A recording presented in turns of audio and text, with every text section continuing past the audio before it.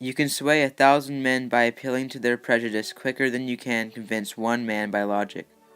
Robert A. Heinlein. This is Professor Snappy Valentine, Professor of American Revolutionary War Studies at Yale University, author of many books, such as the classic American Revolutionary War, What Is It Good For? Sometime in the mid-1700s, Boston was a bustling port city with the large trade industry exported the fish lumber, the farm products to the Europe. But you see, as tension grew between the colonists and the Britain, Boston became key contributor to the birthplace of the ideology of independence. Yes. Why would you say Boston was a key contributor and the birthplace of the ideology of independence? Okay. So in 1763, the British won the 7 Years' War, where basically they got land in America, right? And in 1765, Britain goes, hey, since we paid all this money for you to get all this land, you probably won't mind if we pass a little Stamp Act, perhaps, where we place a little fancy schmancy stamp on all of your paper documents that you buy. And in return for our generosity, you give us the money. Well, as it turns out, the colonists, they did not like the paper tax idea too much. No, not because it was so high, but because they had no say, no representation in Parliament that made the tax. And also, the colonists, they were a little cranky because there were all these British troops in the colonies, and the British were like, you kiddos aren't grateful enough. And then the colonists were like, shut up, Mom! We hate you. And then the British were like, as long as you live under our roof, it's our rules!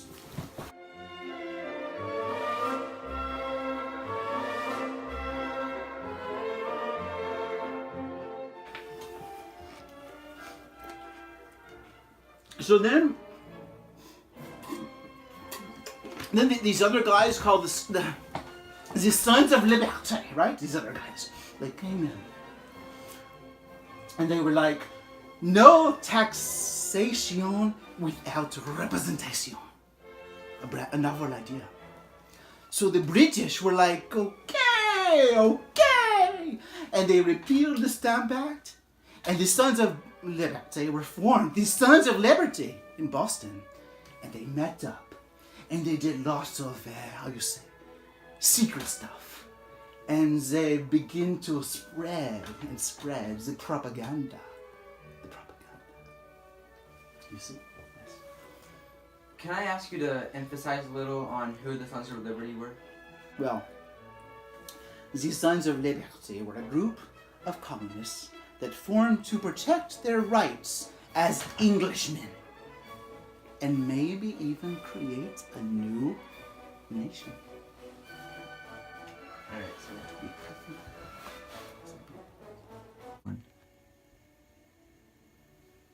Hello, boys. I have gathered you here down with me today because we are going to start a revolution.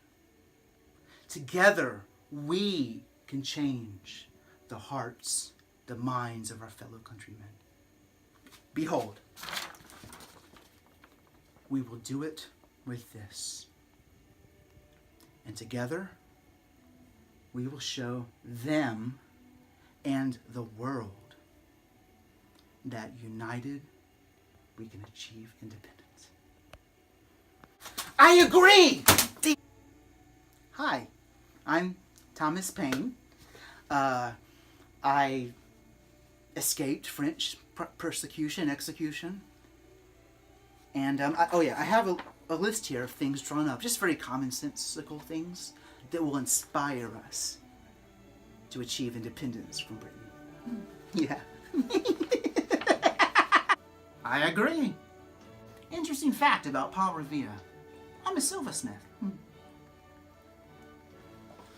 Those lobster-backing lobsterbacks, they're slaughtering us one by one by one. And right here's the proof. Here's the proof, those monsters. They are sending us early to our graves. Us, innocent colonists. I agree! My name is James Oliver, and I consider myself more of a comedian than an activist.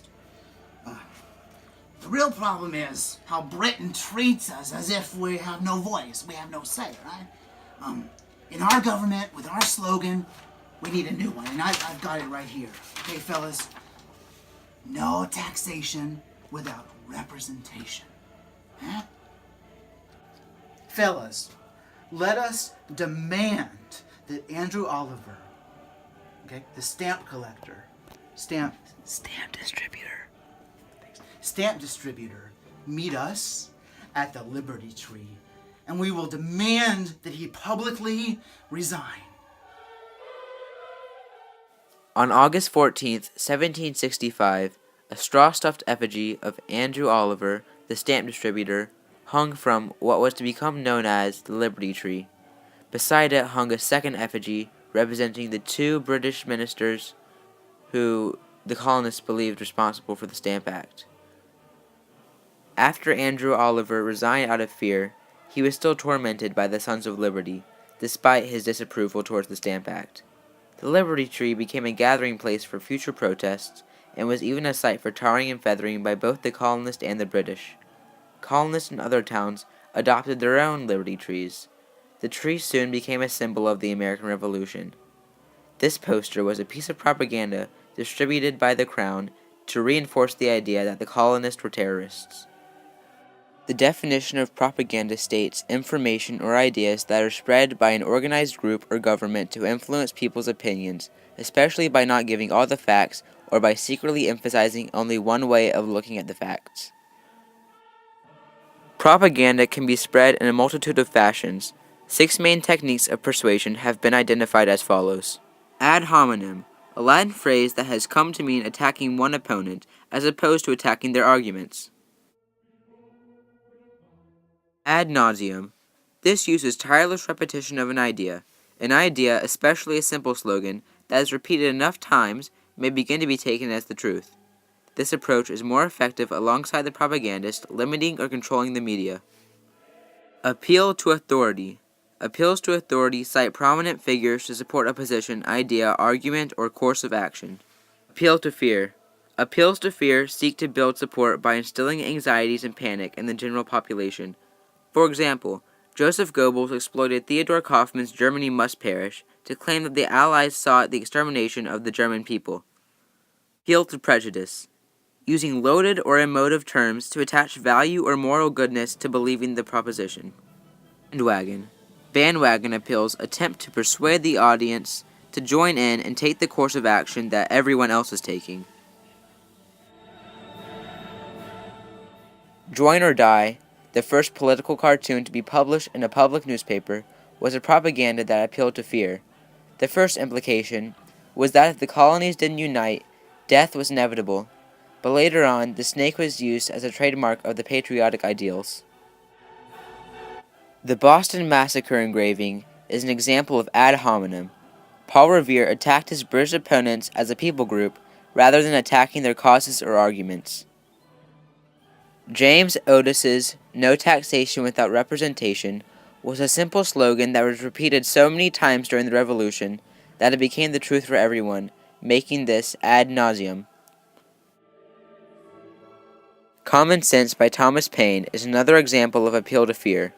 It uses exaggerations of the consequences of staying loyal to the crown in order to scare the colonists into wanting independence. I'm angry because Britain keeps on taxing us for stuff we buy on an everyday basis. Let's revolt! We are throwing millions of dollars of merchandise off this ship because we're mad!